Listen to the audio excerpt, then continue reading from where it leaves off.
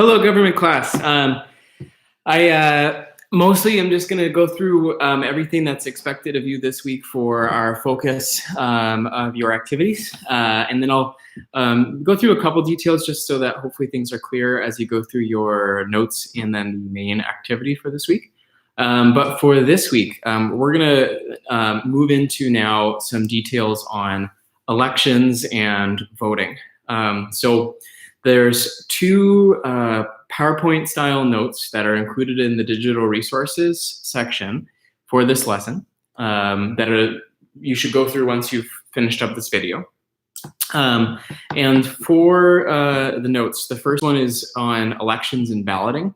And to talk through that a little bit, most of what you're going to go through as you go through that PowerPoint are details in which you are going to be presented with a couple different styles of ballots.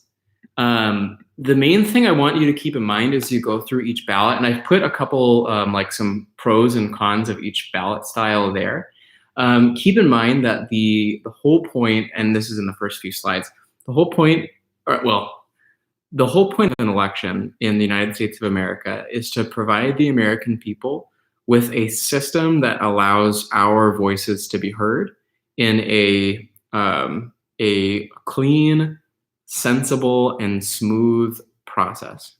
Now, remember, America is structured as being a democratic republic, meaning that we all get to vote, but what we're voting for is people to then make decisions for us. That's what we mean by a republic. So when we vote, we're voting on people we want to make choices for us. So it's important that we trust the process, or that we're able to trust the process. It's important that elections are fair. It's important that elections are accessible. So as you go through some of the ballot examples that are provided there, I'm mostly just looking for you to think through like which of those in your mind are nonsense, which don't make sense, which ones seem to be the best possible styles. In America, elections themselves is a power given to states. It's not a federal responsibility. So even though we have elections on federal positions, such as coming up, we'll be having a presidential election, states determine what their ballots look like. States determine how many polling locations they want to have. States determine what the whole early balloting or the mail-in balloting process, how it goes. It's a state responsibility and a state power, not a federal one. So each state's ballot looks a little bit different or has a bit of a different style. Those of you that have already voted in the primary, or you'll be voting for the first time in November, you'll see that the Arizona ballot is one that is relatively easy to make sense of. We group everything just by office. It's the office group. So you'll see in November, it'll be president, and then it'll list the candidates for president. You cast your vote. And then it'll say United States Senate, and there'll be the current Arizona senators. One of those Senate seats is up for election, and so you'll see it that way. So we just get the options for what each actual position and title will be. It's kind of a helpful way to go about it. The second PowerPoint you'll go through is on voters, voting behaviors, which also then ends with a portion on non-voters.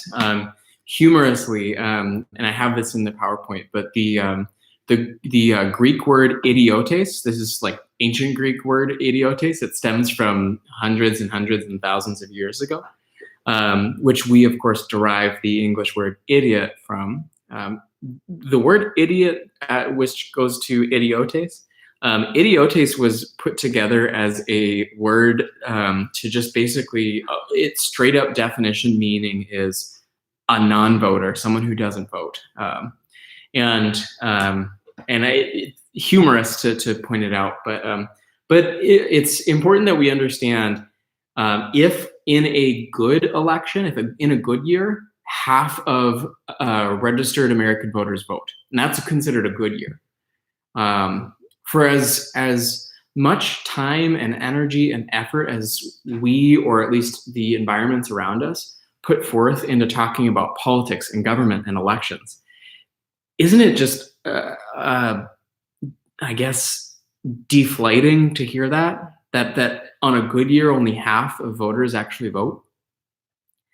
And that's in the elections in which there's a presidential election happening. So imagine the numbers then, what they'll be next year when all there is to vote for are local elections, things that impact your city and your state. Those numbers are typically poor. A third, maybe 2/5 of registered voters end up participating in those types of elections. And that's crazy because what's going to have the most actual direct impact in your life? Is it going to be a president, or is it going to be a mayor, someone who is responsible for the executive powers of your city that you live in?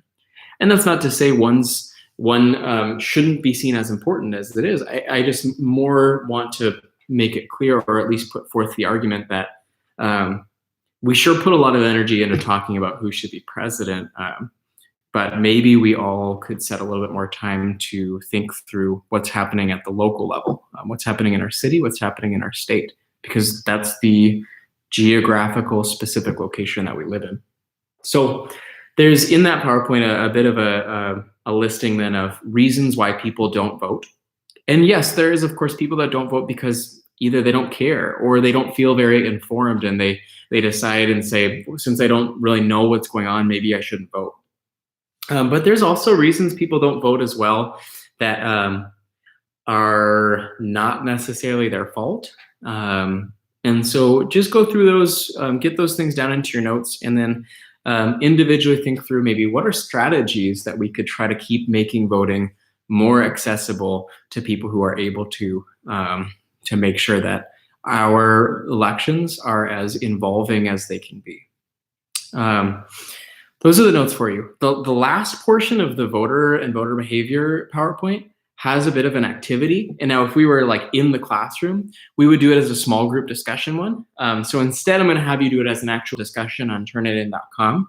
You're provided with 6 different just kind of mock up people scenarios in which there's like it'll say person 1, and then it'll describe person 1's scenario. Based off of what you go through in the notes on that PowerPoint, in the discussion on turnitin.com, I'd like you to go through each of those 6 people and make a claim on if you think that person is going to vote in an upcoming election, or if they're not going to vote in an upcoming election. And then I would also like you to provide for each one a 1 to 2 sentence reasoning for which things stood out to you as what pushed you one way or the other for will they vote or won't they vote. So that's that activity. You don't need to handwrite that down anywhere. Just go to the discussion on turnitin.com and say, person 1 will vote or won't vote. And then here's why, detail, detail, detail. Person 2, person 3, et cetera, et cetera. That's the notes for this week with some details there. As far as then an activity outside of the discussion, there's one assignment activity for you to do, and it is a response on your own views on voting. It should be about 1 to 2 paragraphs. And I'm just looking for you to type up a response, basically just your stance on voting. So I put in the description here in the lesson planner, but just to say it here as well. Things I'm looking for you to talk through would be, are you planning on voting? Do you think voting is important? If you are voting, why are you going to? If you're not planning on voting, why aren't you going to? Those are the types of things I'm looking for you to talk through. And you can go through a couple different tangent lines if you want to. Also, just to say it, if you're in the category of someone who says like that you're not sure if you're going to vote because you don't feel very informed, you can write that. I'm not going to grade you down. If this isn't like a test on if you're going to vote type of activity, I'm just getting you to think through your own views, your own plans, especially as we are now 7 months away from an election in November of 2020. So that's what we've got going on this week. Is for you this week. Have a great week, guys, and I look forward to seeing everything you guys come up with.